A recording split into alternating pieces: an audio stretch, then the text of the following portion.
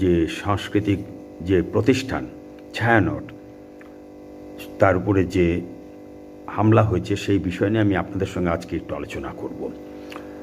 ওসমান হাদির মৃত্যুর পর বাংলাদেশের ঢাকার প্রাচীন ঐতিহ্যবাহী যে প্রতিষ্ঠান, সাংস্কৃতিক প্রতিষ্ঠান ছায়ানট আজ ধ্বংস।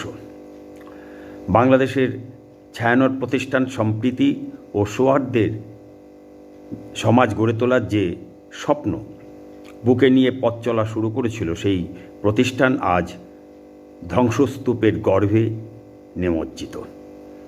বাংলাদেশের ছায়ানট প্রতিষ্ঠান আজ থেকে ৬৪ বছর আগে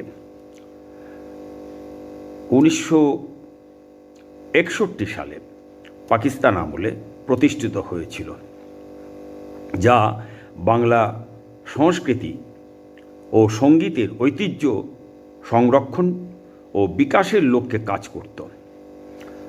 ৬০-এর দশকে পাকিস্তানের ফৌজি সরকার পূর্ব পাকিস্তানে রবীন্দ্রসঙ্গীত গাওয়া, বেতার বা টেলিভিশনে সম্প্রচার নিষিদ্ধ করে।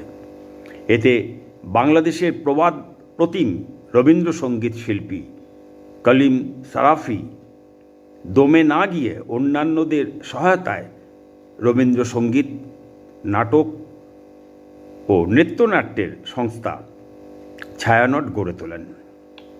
তারপর ক্রমশ ধীরে ধীরে তা নানা বাধা বিপত্তির মধ্যে দিয়ে বিরাট আকার ধারণ করে। ভারত সরকার ২০১৫ সালে রবীন্দ্র চর্চা ও সাংস্কৃতিক সংগঠন ছায়ানটকে রবীন্দ্রনাথ ঠাকুর আন্তর্জাতিক পুরস্কার প্রদান করে। গত বৃহস্পতিবার ১৮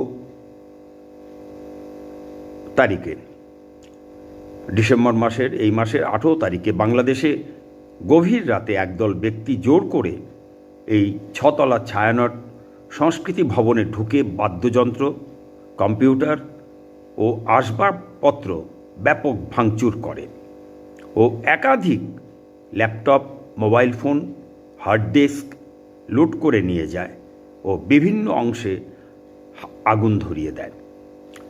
খবরে জানা গেছে যে অডিটোরিয়াম ও অফিস সহ ভবনের প্রায় সবকটি ঘরই ক্ষতিগ্রস্ত হয়েছে। হামলার সময় ভবনের